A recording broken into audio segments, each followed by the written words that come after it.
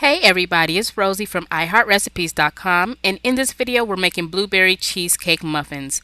I know, you guys are like, blueberry and cheesecake muffins? How does that work? Well, the other day I wanted blueberry cheesecake, but then I wanted blueberry muffins. I couldn't decide between the two, so I let my chubby girl instinct kick in, and I decided to just combine them both and make these muffins, so voila!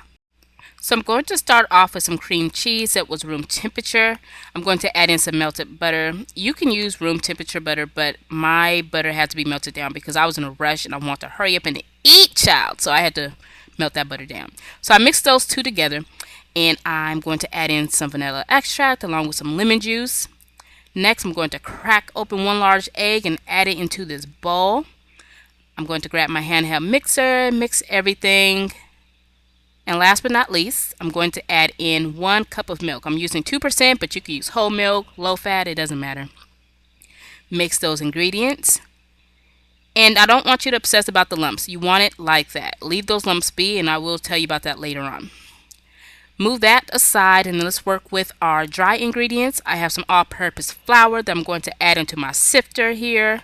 Next, I'm going to add in some baking powder. Add that in the sifter as well. And now we're going to add in a little bit of salt, and let's sift our ingredients. So as you can see, it's all nice and lump free. And now we're going to add some sugar. I'm going to use some granulated sugar, and I'm using brown sugar as well. I know someone's going to say, but you're supposed to add the sugar with the wet ingredients. Isn't that how it goes? But I'm not going to do that. I don't follow directions or rules, I should say. If you want to use or add your sugar with the wet ingredients, you totally can, but I didn't, and these still came out quite fine. So now I'm going to add in my wet ingredients. As you see, it still has those chunks of cream cheese, just how I want them. And I want you to leave yours like that as well. So don't obsess about those lumps and just lightly fold in all those ingredients. Then set this bowl aside. Now we're going to work with our blueberries. I have some fresh blueberries here that I dried after I washed them, of course. And now I'm going to sprinkle some all-purpose flour all over those blueberries. And I'm going to toss the blueberries using a little spoon. And we want to make sure all of these blueberries are nicely coated with the flour. The flour just helps our blueberries uphold while they bake. Toss those blueberries inside that batter. Lightly fold those blueberries in. And now I want you to see, you can still see those chunks of cream cheese. Turn that oven on 375 Fahrenheit. And now it's time to fill up our little muffin cups there.